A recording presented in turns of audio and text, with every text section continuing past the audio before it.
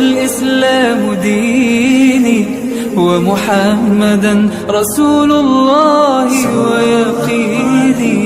أدنو إليه ساجدا بجبيني اقبل صلاتي وللصلاة.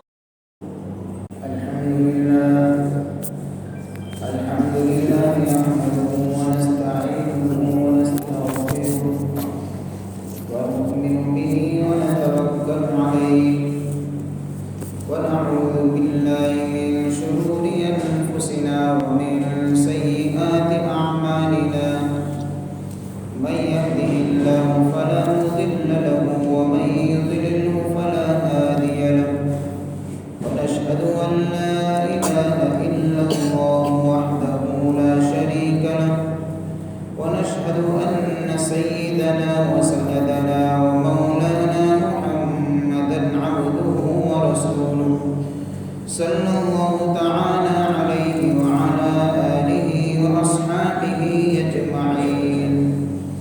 أما بعد فأعوذ بالله من الشيطان الرجيم. بسم الله الرحمن الرحيم.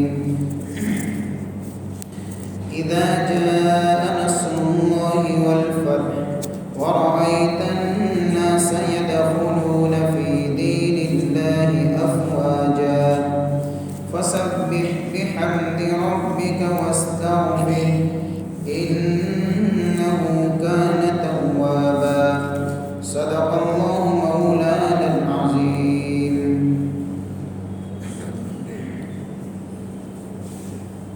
قابل قدر محترم دوستوں اور بزرگوں، گزشتہ مجلس میں بات آئی تھی کہ مکہ کے کافروں نے جب صحابہ کرام کو اور خود حضور پاک صلی اللہ علیہ وسلم بہت زیادہ ظلم اور تشدد کا نشانہ بنایا، اللہ تعالیٰ نے مسلمانوں کے لیے اور حضور کے لیے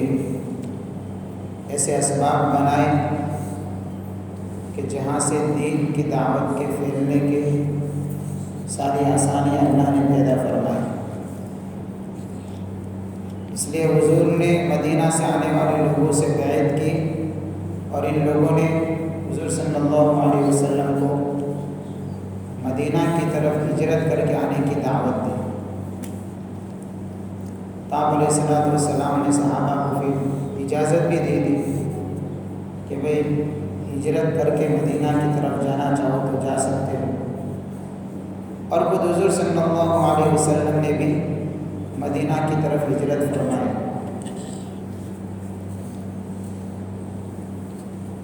لیکن جب صحابہ کرام اور خود حضور صلی اللہ علیہ وسلم ہجرت کر کے مدینہ تشریف لے گئے،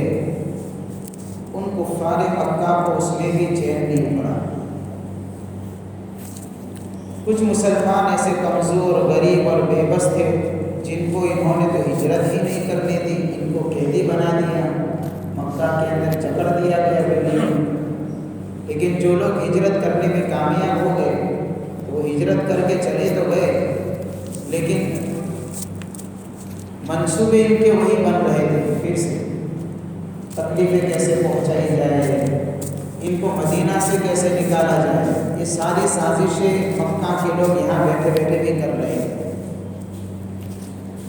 تو اس وقت عبداللہ بن ابی بن سلول جو تھا رئیس المنافقین تھا، یہ مدینہ کے اندر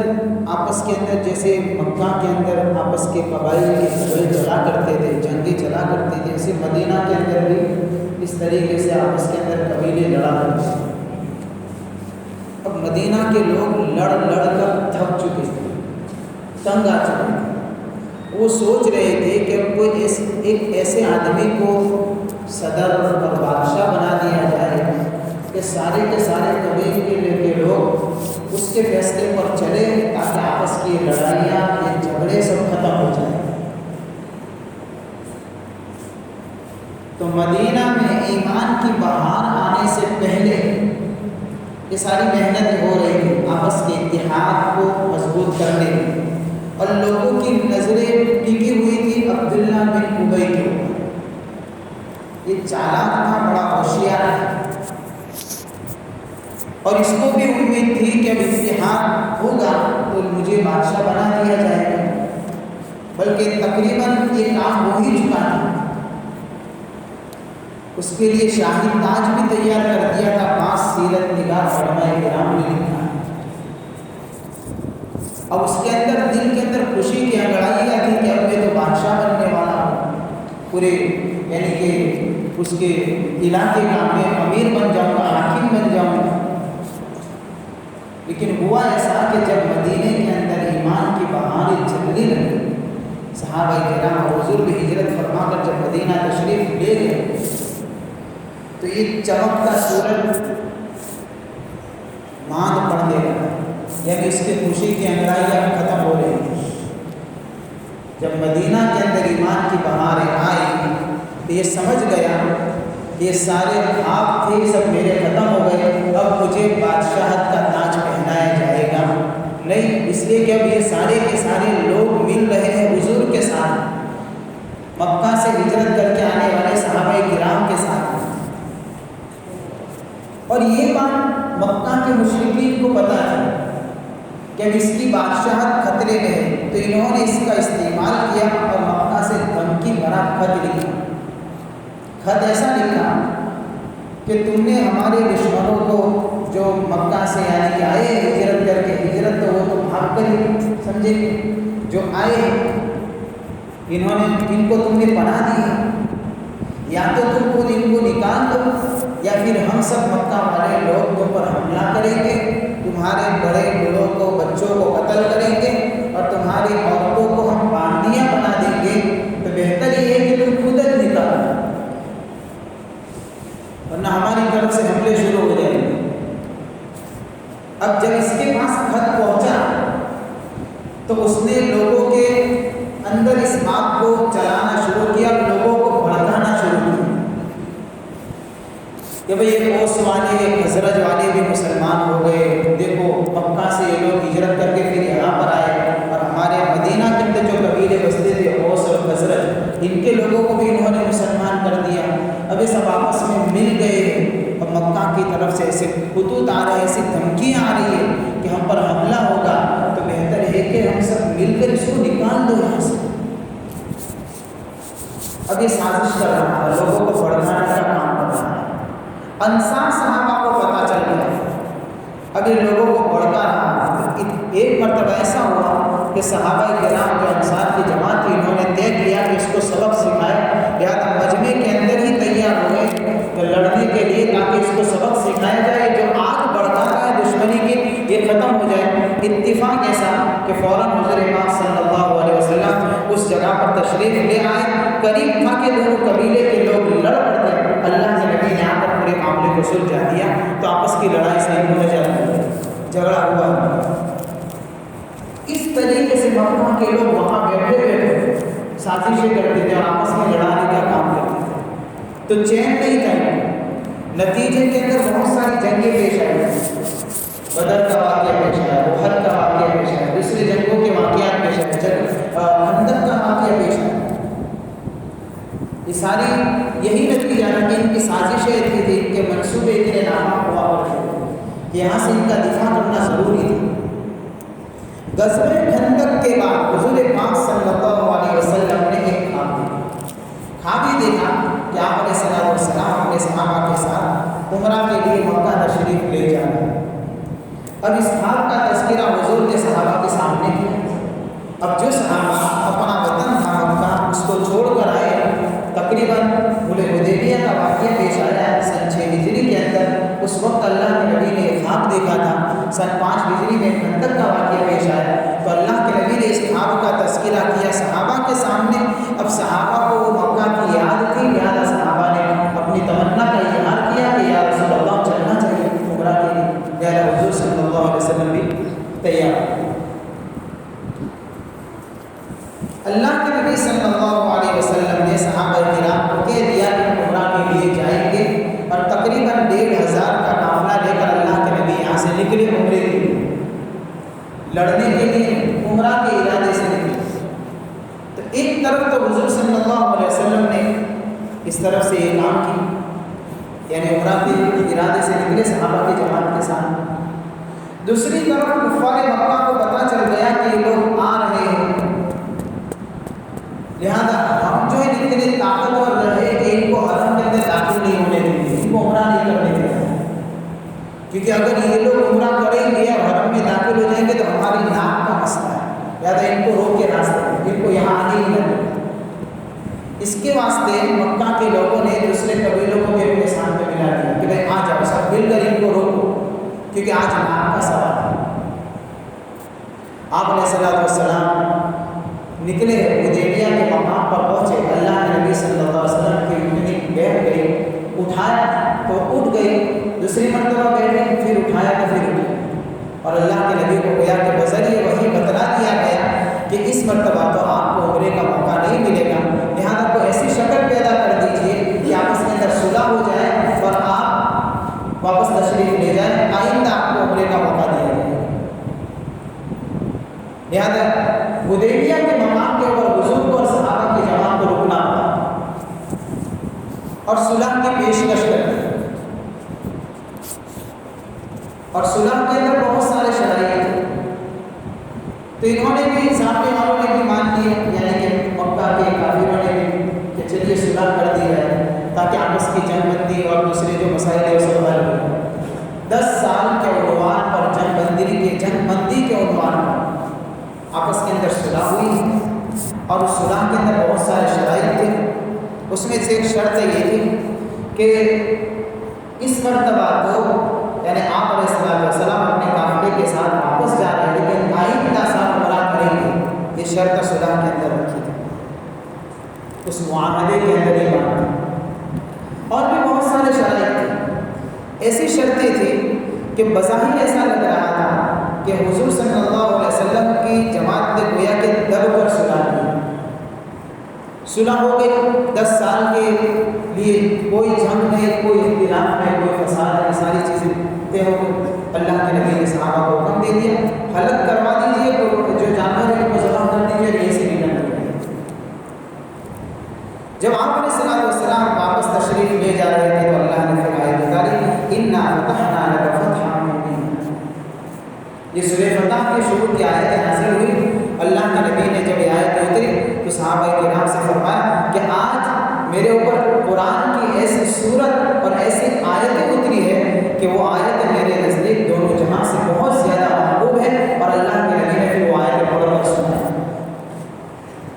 کہ ان آیات کے اندر اللہ نے بشارت سنائی صلح کے بعد کہ تو کھلا جیت ہے، اے نبی آپ جیت گئے، آپ کے صحابہ جیت گئے، میدان اب آپ کا ہے۔ تو حضرت عمر رضی اللہ تعالیٰ عنہ نے اللہ کے نبی سے پوچھا، یا رسول اللہ اتنی دب کر صلح، اس کو جیت کیسے کہیں گے، یعنی کس طریقے سے جیت؟ اللہ کے نبی نے فرمایا، خدا کی قسم یہ فتح، یہ جملہ روایت میں آتا ہے، خدا کی قسم یہ جیت ہے، اور واقعتاً صحابہ کی اور حضور کی جیت تھی، اس لیے کہ صلح نامے کے اندر بظاہر ایسا نظر آ رہا تھا کہ صحابہ نے دب کر صلح کی تھی، لیکن اگر اس صلح نامے پر غور کیا جائے تو صحابہ کا ہاتھ اونچا تھا، نبی کا ہاتھ اوپر تھا، اور یہ سارے کے سارے کافر مغلوب تھے،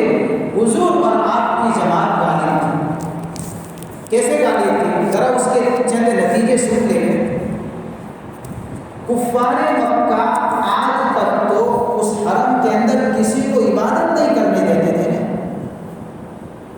اس لیے تو صحابہ کو مارا جاتا تھا، پیٹا جاتا تھا، کھلے عام نماز پڑھنے کا موقع نہیں دیتے تھے، ظلم اور تشدد کا نشانہ بناتے تھے۔ آج یہ خود لکھ کر دے رہے ہیں آئندہ سال تشریف لائیں گے اور عمرہ کریں گے اور نمازیں پڑھیں گے اور عبادتیں کریں گے، یہ خود لکھ کر دے رہے ہیں، یہ تو فتح ہے، یہ ہار نہیں ہے، ملا فتح ہے۔ سب سے بڑی بات یہ تھی، تبلیغ نہیں کرنے دے رہے تھے، دعوت نہیں دینے دے رہے تھے دین کی۔ اس صلح کے بعد چونکہ صلح کے اندر جو شرائط تھی اس میں سے ایک شرط یہ بھی تھی، بھائی جو جس کے ساتھ میں ملنا چاہے مل لے، چاہے تو کفار مکہ کے ساتھ ملے، چاہے تو مسلمانوں کے ساتھ میں مل جائے، جو قبیلہ جس کے ساتھ میں رہنا چاہے رہے، یہ صلح کے اندر آتا ہے۔ تو اس شرط کے مطابق اللہ کے نبی صلی اللہ علیہ وسلم کو دعوت دینے کا بھرپور موقع ملا، اور صلح کے بعد دعوت کا کام اتنا تیزی سے چلا کہ 2 سال کے اندر اللہ نے مکہ کو فتح کر دیا۔ یہ دب کر صلح بظاہر نظر آ رہی تھی، لیکن یہ دب کر رہی تھی، حقیقت کے سراغ کو جلوا تھا اس میں۔ اسی بات کو قرآن نے کہا اِنَّا فَتَحْنَا لَكَ فَتْحًا مُبِينًا، اور بھی بہت ساری باریکی ہے اس صلح کے اندر۔ تو اس طریقے سے گویا کہ صلح تو ہو گئی کہ 10 سال تک ایک قرار ہمارے درمیان میں رہے گا، لیکن ان کافروں کا اس صلح کے اوپر باقی رہنا مشکل ہے۔ یہ لوگ نہیں رہ سکتے تھے صلح پر باقی، لہذا پورا معاہدہ لکھا گیا، ساری چیزیں ہو گئی۔ پھر اس کے بعد ایسا واقعہ پیش آیا ہے کہ صلح کے خلاف یعنی معاہدے کے خلاف ورزی کرتے ہیں، انہوں نے کفار مکہ کی طرف سے، اور خلاف ورزی کا واقعہ یہ پیش آیا کہ جب صلح نامہ لکھا جا رہا تھا تو میں نے بتایا جیسے کہ وہ اس میں شرط یہ تھی کہ بھئی جو جس قبیلے کا جہاں بھی رہتا یعنی ہمارے اطراف میں مکہ کے اطراف میں، تو وہ جس کے ساتھ میں چاہے ملنا چاہے وہ مل لے، اس صلح کے اندر آ جائے گا۔ تو مدینہ کے اطراف کے اندر 2 قبیلے تھے، ایک قبیلے کا نام بنو بکر اور ایک کا نام بنو خزاعہ۔ بنو بکر والے مکہ والوں کے ساتھ میں مل گئے اور بنو خزاعہ والے مدینہ والے مسلمانوں کے ساتھ مل گئے۔ مسلمان نہیں تھے، لیکن دونوں نے اپنا اپنا چوائس بتا دیا۔ بنو بکر یہ دوست بن گئے مکہ والوں کے، اور بنو خزاعہ یہ حلیف ہیں، دوست بن گئے مسلمانوں کے۔ اب بنو بکر اور بنو خزاعہ ان دونوں قبیلوں کے اندر لمبے ٹائم سے جنگ چل رہی تھی۔ اب ظاہر سی بات ہے دونوں قبیلے معاہدے میں آ گئے تو ان کی جنگ بھی بند، کیونکہ کوئی جنگ نہیں کر سکتا، لہذا دونوں قبیلے آپس کے اندر مطمئن ہو گئے کہ لڑائی سے نجات نہیں۔ تو دونوں مطمئن تھے۔ واقعہ ایسا پیش آیا کہ ایک مرتبہ رات کے وقت بنو خزاعہ کے لوگ چونکہ مطمئن ہو چکے تھے، لہذا میٹھی نیند ایک جگہ کے اوپر سو رہے تھے، تو بنو بکر والے جو تھے جو مکہ والوں کے ساتھ میں ملے ہوئے تھے، مکہ کے کافروں نے ان کو بھڑکایا، ان کو پرانی جنگیں یاد دلائی اور ان کو بھڑکا کر کہا کہ ان پر حملہ کرو، یہ مطمئن سو چکے ہیں اور ہم اپنی طرف سے ان کو ہتھیار بھی دیں گے اور ہمارے جوان بھی تمہاری مدد کریں گے۔ لہذا ایک رات ایسا واقعہ پیش آیا کہ بنو بکر والوں نے بنو خزاعہ کے لوگ جب بے خبری میں سو رہے تھے تو حملہ کیا، اور ان مکہ والوں نے ان کے ساتھ میں اپنے جوانوں کو بھیج کر ان کی مدد بھی کی اور منہ پر کپڑے باندھ کر اپنے جوانوں کو بھیجا اور ان پر حملہ کروایا۔ نتیجہ یہ نکلا کہ بنو خزاعہ کے کافی سارے لوگ قتل کیے گئے، مارا گیا، بے انتہا خون بہایا گیا۔ تو بنو خزاعہ کے لوگوں نے چونکہ حضور پاک صلی اللہ علیہ وسلم کے امن میں تھے، لہٰذا مکہ سے لوگ آئے، بنو خزاعہ کے لوگ مدینہ پہنچے اور اللہ کے نبی کے سامنے اپنی کارگزاری سنائی کہ ہوا تھا امن کا معاہدہ، لیکن اس طریقے سے بنو بکر کے لوگوں نے ہم پر حملہ کیا اور ہمارے لوگوں کو قتل کر دیا۔ اللہ کے نبی نے فرمایا کہ فکر کرنے کی ضرورت نہیں ہے، ہم تمہاری مدد کریں گے۔ یہ کہہ کر حضور صلی اللہ علیہ وسلم نے اپنا قاصد بھیجا مکہ اور مکہ والوں سے 3 پیغام بھجوایا مکہ والوں کو کہ یا تو بنو خزاعہ کے لوگوں کو جو قتل کیا گیا ہے اس کی دیت ادا کرو، اگر یہ منظور نہیں ہے تو پھر بنو بکر والے جو مکہ والوں کے ساتھ میں ملے ہوئے ان کو الگ کر دو، کیونکہ معاہدے کی خلاف ورزی ہوئی، اس کو الگ کرو، ہونے سے نکالو ان کو الگ سے، یہ ہمارے معاہدے ہیں۔ اور تیسری بات کہ اگر یہ 2 منظور نہیں ہے تو حدیبیہ کا معاہدہ کرنا۔ تو اللہ کے نبی نے اپنے قاصد کے ذریعے سے یہ 3 باتیں پہنچائی۔ جب حضور کے قاصد ان کے پاس پہنچے ہیں تو پیغام جب ان کو سنایا ہے، انہیں شرطیں جب سنائی تو انہوں نے مکہ کے کافروں نے جوش میں آ کر کیا کہا کہ دیت کو ہم ادا نہیں کریں گے اور بنو بکر ہمارا دوست ہے، لہٰذا اس کو الگ نہیں کریں گے۔ تیسری بات ہمیں منظور ہے، جو ہونا ہو جائے گا تاکہ ہم معاہدہ کریں۔ تو حضور کے قاصد تو ریٹرن آ گئے۔ اب جب یہ ریٹرن آئے تو یہ جنہوں نے جواب دیا تھا، جن کے بڑے بڑے لوگ آئے کہ بڑے بیوقوف لگتے ہو تم لوگوں نے ایسا جواب دیا ہے، نتیجہ پتہ ہے کیا ہوگا؟ لہذا فوراً میٹنگ بلائی، مشورہ کیا اور ابو سفیان کو واپس بھیجا کہ جلدی سے جاؤ مدینہ اور اس صلح کی بات دوبارہ ریویو کر دو، صلح تجدید کر دو، صلح بات۔ اس سے پہلے حضور کے قاصد تو پہنچ چکے تھے کہ ان کی طرف سے مجھے ایسا ملا ہے پیغام کہ یہ لوگ صلح ہی لے رکھنا چاہتے ہیں۔ پہلی دو باتیں انہوں نے منظور نہیں کی، لہٰذا حدیبیہ کا معاہدہ ختم۔ اب ابو سفیان پیچھے سے جا رہا ہے، اس وقت میں مسلمان نہیں، اور جا کر حضور کی خدمت میں پہنچے، یا رسول اللہ صلح کی تجدید کرنے کے لیے ہم آئے ہیں۔ وہ اس وقت تو صحابی نہیں تھے۔ اللہ کے نبی نے صلح کی تجدید نہیں کی، ابو سفیان ریٹرن آ گیا، جب معاملہ خراب۔ لہٰذا مکہ کے لوگ اب ہمیشہ ڈرتے رہتے تھے، پتہ نہیں کس وقت مسلمانوں کی طرف سے حملہ ہو جائے اور سمجھو کہ ہماری شکست ہوگی، پھر انجام کیا ہوگا۔ اب ڈر ان کے دلوں میں بیٹھ گیا کیونکہ اب معاہدہ ٹوٹ چکا ہے، معاہدے کی خلاف ورزی ان کی طرف سے ہوئی ہے۔ اور یہاں پر حضور صلی اللہ علیہ وسلم نے صحابہ کو حکم دے دیا کہ اب تیاری کرنا شروع کرو۔ لہٰذا صحابہ کرام نے پوری تیاری کی اور تقریباً 10,000 کا قافلہ لے کر سن 8 ہجری میں حضور صلی اللہ علیہ وسلم نکلے۔ 10,000 کا قافلہ، اور اس طریقے سے نکلے ہیں کہ اتنی بڑی جماعت کے ساتھ میں حضور نکلے ہیں، مکہ والوں کو پتہ بھی نہیں چلا، مکہ پہنچنے تک پتہ نہیں چلا۔ ایسے حکمت کے ساتھ حضور نے پورے لشکر کو چلایا، مکہ پہنچنے تک ان کو پتہ نہیں چلا کہ صحابہ کا لشکر اتنا بڑا ہے۔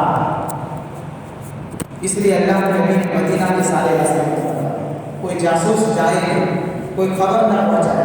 رات کے وقت جب مکہ کے قریب پہنچے، حضور کا قافلہ جب پہنچا ہے، مر الزمان کر کے ایک جگہ ہے کہ مکہ سے کچھ 20-25 کلومیٹر دوری پر ہی ہے، زیادہ نہیں ہے، تو وہاں پر پہنچا اللہ کے نبی نے پورے لشکر کو حکم دیا، ہر آدمی اپنی آنکھ الگ جگہ جلائے گا۔ رات کا پڑاؤ یہ ہے،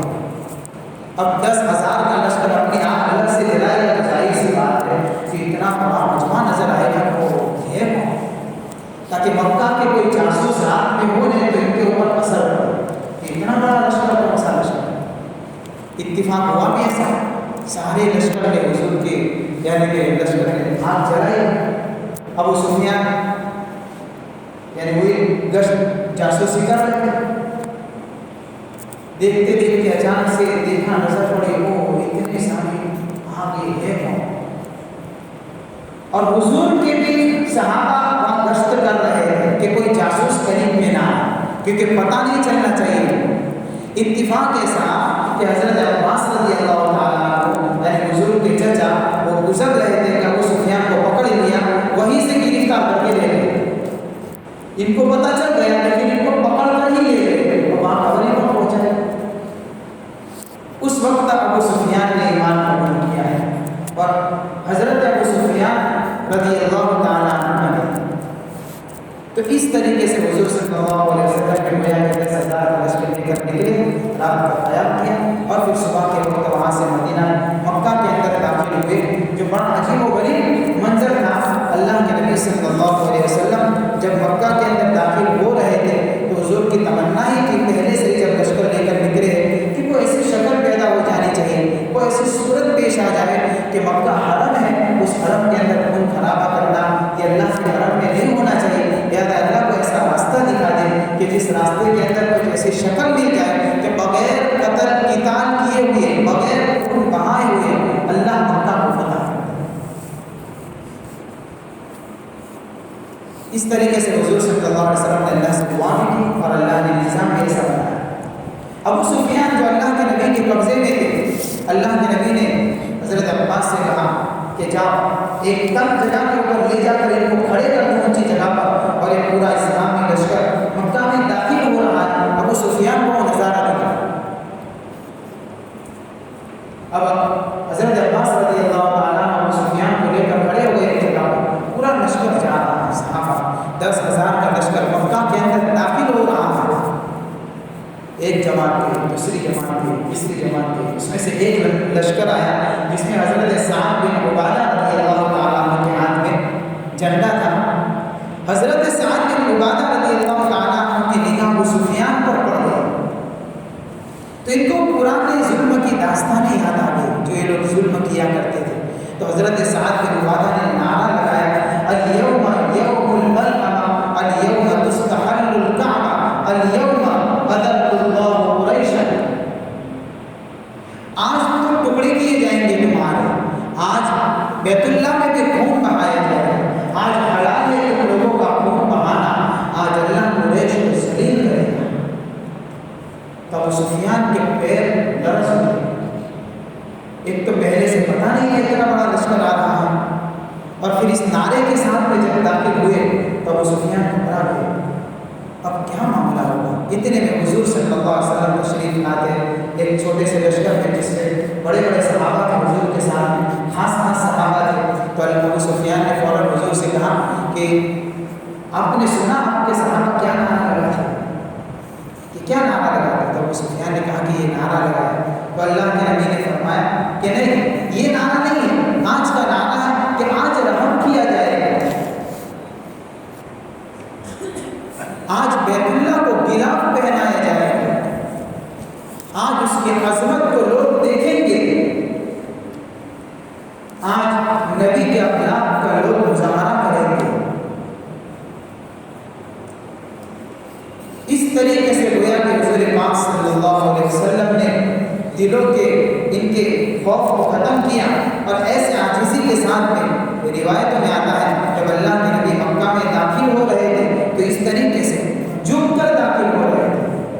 کوئی تکبر نہیں, کوئی غرور نہیں, کوئی فخر نہیں, کوئی بڑائی نہیں. اور قرآن کہتا ہے ان الملوک اذا دخلوا قرية افسدوها وجعلوا عزة اهلها اذلة. بادشاہ جب اس طریقے سے یعنی ملکوں کے اندر اور شہروں کے اندر جب داخل ہوتے ہیں تو ان کی ظلم کی داستان قرآن اس طریقے سے بیان کرتا ہے کہ پورے کے پورے شہر یہ لوگ تباہ کر کے رکھ دیتے ہیں, وہاں کے رہنے والوں کو ذلیل کر کے رکھ دیتے ہیں, وہاں کے عزت دار لوگوں کو ذلت کے اندر ڈبو کر رکھ دیتے ہیں. یہ ایسے بادشاہ ہوا کرتے. لیکن حضور کا داخلہ کچھ نرالا ہی ہے. جب مکہ میں داخل ہو رہے ہیں عاجزی کے ساتھ میں, نہ فخر ہے, نہ غرور ہے, نہ تکبر ہے, نہ بڑائی ہے, بلکہ اللہ کی بڑائی, اللہ کی تعریف کرتے ہوئے اللہ کے نبی مکہ کے اندر داخل ہوئے اور نعرہ لگا دیا. اللہ کے نبی نے اعلان کروا دیا, کہہ دو آج مکہ والوں کو جو حرم میں آئے گا اس کو بھی امن ملے گا, جو ہتھیار ڈالے گا اس کو بھی امن ملے گا, جو گھر کا دروازہ بند کرے گا اس کو بھی امن دے دیں گے, اور جو اس طریقے سے ابو سفیان کے مکان کے اندر داخل ہو جائے گا اس کے اوپر بھی رحم کیا جائے گا. مکہ والوں نے جب اعلان سنے تو سب نے ہتھیار ڈالے, حرم کے اندر کھچا کر بھیڑ بڑھ, سارے کے سارے لوگ آ گئے.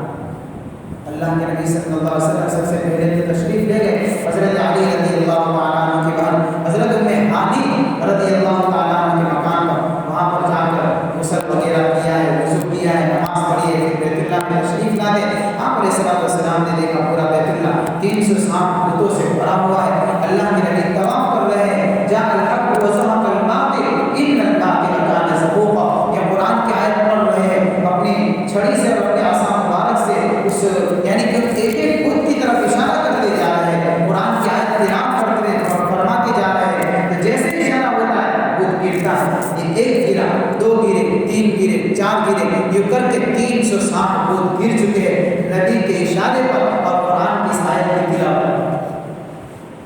پھر بیت اللہ کی چابی منگوائی اور عثمان بن طلحہ کے پاس سے. جب اللہ کے نبی مکہ سے نکل رہے تھے, جا رہے تھے, تو اس وقت بھی چابی کا مطالبہ کیا تھا, لیکن انہوں نے چابی دی نہیں دی. آج اللہ کے نبی صلی اللہ علیہ وسلم نے منگوائی, ظاہر سی بات ہے اب تو غلبہ حضور کا ہو چکا ہے, وہ انکار کیسے کر سکتے. اللہ کے نبی کو چابی حوالے کی اور بیت اللہ کو بھی اندر سے جو انہوں نے الگ الگ بتوں کے اور پتہ نہیں کیا کیا تصویریں لگا رکھی تھی, ان ساری چیزوں کو صاف کیا. دیر تک اللہ کے نبی صلی اللہ علیہ وسلم بیت اللہ میں رہے, اللہ کی عبادت کی, اللہ کی تسبیح بیان کی, اللہ کی تکبیر بیان کی. اس کے بعد آپ علیہ الصلوۃ والسلام باہر تشریف لاتے ہیں اور بیت اللہ کے اندر سے اور دروازے پر کھڑے رہ کر قریش کے لوگوں کے سامنے کچھ باتیں کہی. پھر اخیر میں آپ علیہ الصلوۃ والسلام نے جملہ کہا, اے قریشیوں بتاؤ آج تمہارے ساتھ میں کیا معاملہ ہوا, بتاؤ آج میں کیا کروں گا تمہارے ساتھ, بتاؤ مجھے. تو سب نے کہا اخن کریم وابن اخی کریم, آپ تو شریف بھائی ہیں اور شریف بھائی کے آپ تو اولاد ہیں، یعنی امید ہے آپ معاف کریں گے۔ تو اللہ کے نبی نے فرمایا میں وہی کام کروں گا جو حضرت یوسف علیہ السلام نے اپنے بھائیوں کے لیے کیا تھا، لا تثریب علیکم اليوم اذهبوا انتم الطلقاء، آج تم پر کوئی لعنت نہیں برسائی جائے گی، کوئی تم کو سانحہ نہیں دیا جائے گا، تمہاری گردنیں نہیں اڑائی جائے گی، تمہارا خون نہیں بہایا جائے گا، آج تم پر رحم کیا جائے گا، جاؤ تم سب آزاد۔ تھوڑی دیر کے لیے سوچیں اللہ کے نبی کے کتنے بلند اخلاق، اللہ محمد علیہ السلام کو طرح طرح سے ستایا گیا، ظلم اور تشدد کا نشانہ بنایا گیا، آپ کی بیٹیوں کو ستایا گیا، بلکہ ایسے ایسے لوگوں کو معاف کیا ہے کہ حبار بن اسود جب حضور پاک صلی اللہ علیہ وسلم کے لگتے جگر حضرت زینب رضی اللہ تعالیٰ عنہ ہجرت کے ارادے سے جب نکلی تھی تو اس نے ہی تیر برسایا تھا اور سواری کو زخمی کیا، حضرت زینب رضی اللہ تعالیٰ عنہ کو حمل تھا لیکن اوپر سے سواری پر سے گری ہے اور اس کے وجہ سے حضرت زینب رضی اللہ تعالیٰ عنہ کا حمل بھی گر چکا تھا۔ اپنی بیٹی پر حملہ کرنے والا یہ حبار بن اسود جب آیا تو اس کو بھی کہہ دیا تجھے بھی معاف۔ یہ وہ اخلاق تھے اللہ کے نبی صلی اللہ علیہ وسلم کے کہ جب اخلاق کا مظاہرہ کیا تو پھر اس کے بعد فتح مکہ کے بعد لوگ کیا فرد کیا قبیلے کے قبیلے ایسے آئے ہیں جو اللہ کے نبی کے ہاتھ پر اسلام قبول کیا ہے۔ یہ کچھ فتح مکہ کے مختصر باتیں تھیں جو میں نے آپ کے سامنے رکھی ہیں۔ اب انشاءاللہ اس کے اندر سورہ نصر کی آیتوں کے بارے میں وضاحت کروں گا۔ اللہ تعالیٰ حضور پاک صلی اللہ علیہ وسلم کی اتباع ہم سب کو نصیب فرمائے۔